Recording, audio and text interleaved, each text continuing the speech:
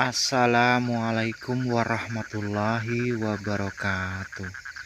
Dalam video kali ini saya akan menjelaskan tentang santet maupun teluh. Alangkah lebih afdol bila mana Anda mendengarkan video ini dengan memakai headset agar apa yang Anda pelajari tidak didengar orang di sekitar Anda. Karena untuk membahas dan mempelajari tentang dunia ini sesuatu yang sensitif dan sifatnya sangat pribadi. Pada video-video tetangga ataupun video sebelah dan cerita-cerita pada dunia nyata mengenai pengetahuan tentang santet dan teluh, dalam hati saya tertawa dan tersenyum. Namun lama-lama timbul di hati saya untuk turut serta angkat bicara menjelaskan dengan yang sebenarnya mengenai dunia santet dan teluh. Namun perlu pula Anda pertimbangkan, seiring usia saya yang sudah tua dan sepuh, di channel ini saya tidak pernah mengajarkan sesuatu apapun bila mana hal itu saya tidak membidangi betul atau tidak memahami sepenuh. Lebih-lebih ini masalah spiritual dan rohaniah, yang pasti saya harus mempertanggungjawabkan apa yang saya muat dan saya ajarkan dalam konten video di channel saya hingga sampai saya mati atau meninggal. Baik, sekarang kita mulai untuk membahasnya. Pastikan Anda sudah memakai handset, fokus dan konsentrasi dengan apa yang saya katakan. Pertama kali, orang yang akan melakukan perbuatan santet maupun teluh, orang tersebut harus mendapatkan sesuatu dari orang yang akan disantet. Di antaranya neptu atau hari kelahiran, nama lengkap, foto, pakaian, dan tempat tinggal, dan potongan anggota badan, suatu misal rambut ataupun kuku. Lalu perbuatan tersebut dikerjakan pada malam hari naas orang yang akan disantet atau diteluh. Dikerjakan di suatu malam yang sepi dan senyap, di tempat rapat dan tertutup. Dalam mengerjakannya biasanya orang tersebut memakai dupa kemenyan, berbagai macam ragam kembang dan minyak wangi, bahkan tumbal berupa hewan. Adapun tumbal yang sering dipakai biasanya adalah ayam cemani atau ayam ireng mulus. Terkadang ada juga yang memakai burung gagak. Sang dukun atau pelaku santet, selama dia mengerjakan perbuatannya, disertai dengan tidak tidur untuk beberapa hari dan berpuasa. Perlu Anda ketahui, sang dukun tersebut melakukan perbuatan itu terkadang semata-mata atas permintaan atau pesanan orang lain dengan berharap imbalan. Terkadang ada pula orang melakukan itu karena punya dendam pribadi kepada seseorang. Dalam mengerjakannya, pakaian orang yang akan disantet, foto, nama, dan potongan anggota badan diremat-remat, diremas-remas di atas asap dupa sembari disertai dengan berbagai bacaan mantra. Sekarang Anda pahami, pakaian orang yang akan disantet, foto, nama, dan potongan anggota badan itu dalam Al-Quran namanya adalah buhul-buhul. Dalam hati orang yang mengerjakan perbuatan santet, dia sudah tidak peduli dan tidak takut lagi dengan siksa neraka, sudah tidak peduli lagi dengan kehidupan akhirat.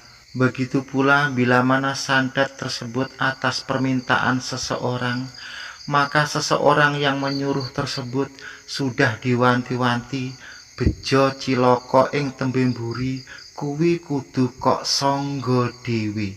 Itulah pepatah dalam bahasa Jawanya. Memang benar-benar seperti itu. Yang perlu Anda waspadai, orang yang mengerjakan santet terhadap orang yang akan disantet tidak cukup dilakukan sekali atau dua kali.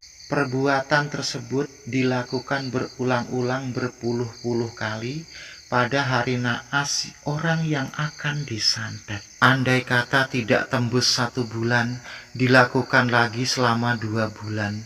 Andai pun selama 2 bulan tidak tembus juga, pastilah akan diulang lagi hingga 3 bulan dan seterusnya. Bahkan bisa jadi dilakukan dengan bertahun-tahun. Jadi, waspada dan berhati-hatilah Anda dalam membahas dan menceritakan santet. Karena santet yang sebenarnya tidak seperti yang Anda lihat pada film-film, tidak seperti yang Anda lihat pada cerita ketoprak ataupun ludruk. Ingat dan sadarlah bahwa pelaku santet dalam melakukan itu penuh dengan hati-hati dan teliti, teramat sangat rahasia sekali, dan orang tersebut tidak pernah cerita sekalipun kepada siapapun bahwa dia melakukan hal itu.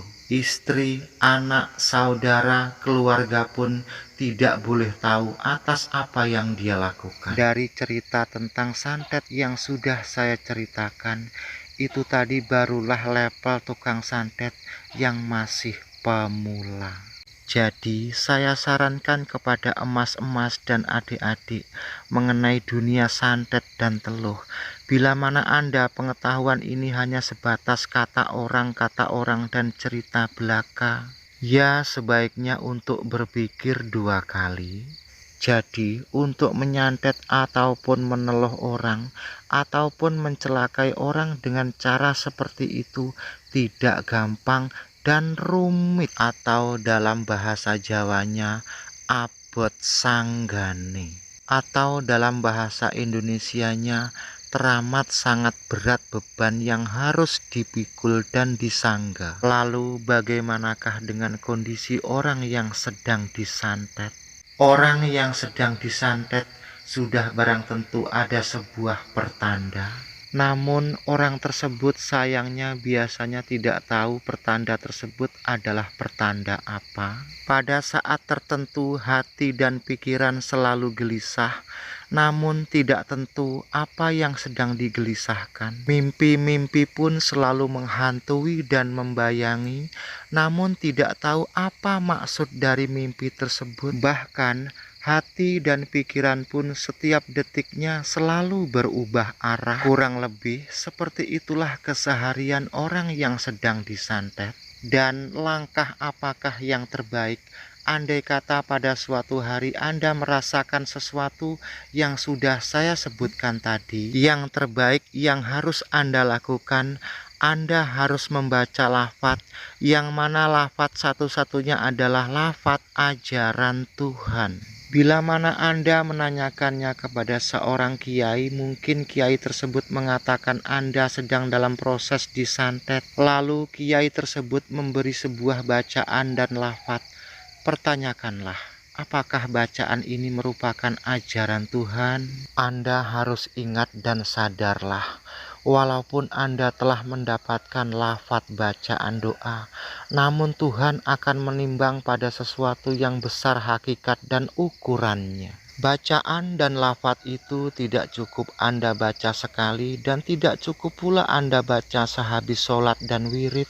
Anda harus bisa memilah dan memilih apakah lafaz dan doa itu benar-benar ajaran Tuhan ataukah hanya sebuah konspirasi dari seseorang. Langkah yang terbaik yang harus Anda lakukan adalah ambillah sebuah Al-Quran dan bacalah. Apabila mana Anda tidak bisa membaca Al-Quran, bacalah apa yang Anda bisa hafal. Suatu misal surat-surat pendek, apapun yang Anda hafal, yang penting itu adalah bacaan ayat Al-Quran. Sertailah dengan sholat sunnah malam, perbanyaklah bacaan dzikir atau bacaan apapun, yang penting bacaan itu memuji Tuhan.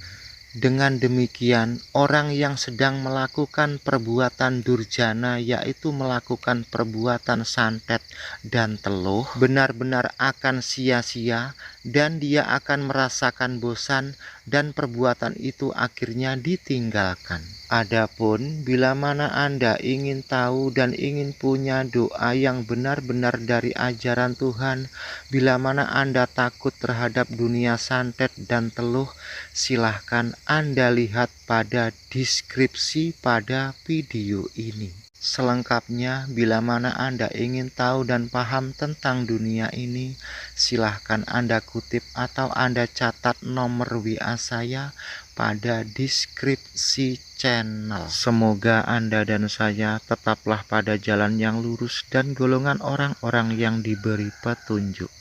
Wassalamualaikum warahmatullahi wabarakatuh.